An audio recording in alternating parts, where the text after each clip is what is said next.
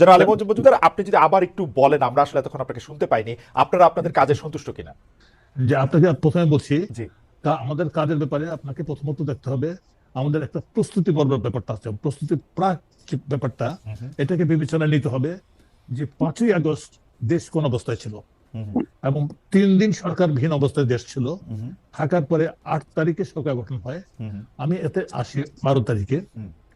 সেই সরকার গঠন যখন হয় তখন দেখা গেল যে দীর্ঘ 15 বছরের অধিক একটা একদল অনেকটা একদলীয় সরকারের কাঠামোতে এবং প্রশাসনের সকল স্তরে সকল বিভাগে দলীয়করণের কারণে উপরের স্তরের তারা অত্যন্ত শেখি ছিল, অনেকেই পলাতক ছিল এবং অনেকেই কাজে মনোনিবেশ করতে পারছিল না। ওই অবস্থাতে সরকার কার্যক্রমটাই চালু ছিল না বলতে গেলে।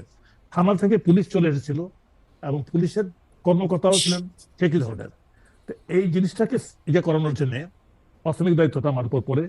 সেই দায়িত্বটাকে করার জন্য অনেক রদবদল করতে হয় এবং অনেক কাঠামোগত পরিবর্তন কিছু পরিমাণ হয়। সেটা করার জন্য সংস্কারের আগে এই কাজগুলি করানোর জন্য এটা দরকার ছিল এবং সেইটা যথাযথভাবে সম্পন্ন হয়েছে। সকলের সন্তুষ্টি বিধান করতে না পারলেও মোটামুটি ভাবে একটা কাঠামো দাঁড়িয়ে গেছে। সেই কাঠামোতে এখানে পরিবর্তন তো সবসময় দরকার হয়, সে দরকার ছিল বা আছে বা থাকবে। ঠিক পাশাপাশি বেশ কিছু এখানে সংস্কার কমিশন গঠন করা হয়। আজকের অন্যতম আলোচক ডক্টর তোফায়েল আহমদ আমার বন্ধু, উনি একটা কমিশনের প্রধান। এই সংস্কার কমিশনগুলি কাজ করছে, 2-1টা প্রতিবেদন দিয়েছে, বাকিগুলির জন্য সময়সীমা বৃদ্ধি করা হয়েছে এবং আশা করছি সহজে দেবে। দেওয়ার পরে মাননীয় প্রধান উপদেষ্টা বলেছেন এগুলি নিয়ে যারা স্টেক হোল্ডার আছে, বিশেষ করে রাজনৈতিক দলগুলির সাথে উনি মত বিনিময় করবেন। মত বিনিময়ের পরে এই সংস্কার সম্পর্কে একটা সিদ্ধান্তে পৌঁছবেন। আমার তো মনে হয় যে আমরা যে অবস্থায় রাষ্ট্র কাঠামোকে পেয়েছিলাম, যদিও আমি ওই বিষয় সম্পর্কে আলোচনা না, তাই বলি যে আজকেও কিন্তু আমরা, যেহেতু খাদ্য ব্যবস্থাপনার দায়িত্বে আমি আছি, কিন্তু যখন আমরা এই সরকারের দায়িত্ব গ্রহণ করি তখন কিন্তু আমাদের অনেক জিনিস বাকিতে ছিল। বাকিতে কেনা ছিল দেখে আগে দিচ্ছিল না, সার দিচ্ছিল না, আমাদের তেল দিচ্ছিল না। এই অবস্থায় ছিল বৈদেশিক মুদ্রার অবস্থাটা, এমন নাজুক অবস্থা ছিল, নেগেটিভ অবস্থায় ছিল।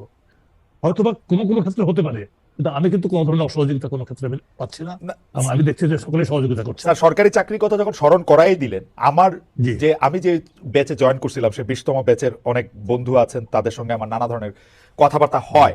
তো জি স্যার, এটা একটা অভিযোগ আকারই আপনাদের বলবো যে অন্তর্বর্তী সরকার এসে প্রশ্নে যে রদ বদল, বদলি, পদোন্নতি, বহিষ্কার, চাকরিচ্যুতি, 15 বছরে বঞ্চিতদের ডাবল ট্রিপল প্রমোশন, সার্বিক বিষয়ে আপনার ভূমিকার কথা অনেকে বলছেন। গণমাধ্যমে এমন প্রতিবেদন এসছে আপনার কারণে, মানে 2 রকম এসছে আর কি স্যার। একটা আসছে হইলো যে মানে আপনার গুড বুকে যারা আসে তারা ভালো ভালো পদ পাচ্ছে, পদোন্নতি পাচ্ছে, পোস্টিং পাচ্ছে। আরেকটা এরকম প্রতিবেদন আসছে গণমাধ্যমে যে আপনার কারণে আওয়ামী লীগের সুবিধাভোগীদেরও প্রশাসনে পুনর্বাসন হয়েছে। এই ব্যাপারটাকে স্যার আপনি কেমন দেখেন? মানে এটা কি আপনি করে একটা সিস্টেমে ফেলছেন, নাকি স্যার আপনার কাছে যাকে মনে হয়েছে তাকেই আপনি সামনে আনতেছেন, পিছনে নিতেছেন? ব্যাপারটা কি স্যার এরকম কিনা? না, আমাকে এখানে ব্যাপারটা হচ্ছে ব্যক্তিগতভাবে যদি আপনি নেন, আমি সে ব্যাপারটা সম্পর্কে মানতে রাজি আছি। কারণ যখন একটা ভালো লোক বাছাই করতে বলা হচ্ছে, আমাকে দায়িত্ব দেওয়া হচ্ছে, সেকে অবশ্যই আমার পরিচিত বলয়ের মধ্যে ব্যাপারটা থাকবে। কিন্তু যেহেতু প্রশাসনের দীর্ঘদিন কাজ করেছি আমি, আমি অনেককেই চিনি এবং যারা এই দায়িত্বটা সামলাতে পারবে। সবচেয়ে বড় কথা হচ্ছে আপনি যদি 5ই আগস্টে আসেন বা 8ই আগস্টে আসেন, তখন কিন্তু সরকারের শীর্ষস্থানীয় কর্মকর্তা যারা ছিলেন, মন্ত্রী পরিষদ সচিব যিনি ছিলেন, উনি কিন্তু কার্যত উনি সচিবালয়েও যেতেন না, ওনার বাসভবনে মেট্রো রোডে উনি থাকতেন। আমরা কিন্তু ওনাকে নিয়ে যাই, যমুনাতে নিয়ে যাই এবং উনি কাজকর্ম শুরু করেন। 8 তারিখে বসে উনি শপথ গ্রহণ অনুষ্ঠানটা পরিচালনা করেছেন কারো অনুরোধে। সেই যে অবস্থাটা তখন আমার সামনে যেটা ছিল, তারা এসে হালটা ধরতে পারবে। কারণ যারা উপরের দিকে পদবিতে ছিল, যারা সরকারের সুবিধা এত বিশেষ ভোগ করতো, পারসেপশনটা এমন ছিল, তারা সকলেই এই সরকারের সুবিধাভোগী।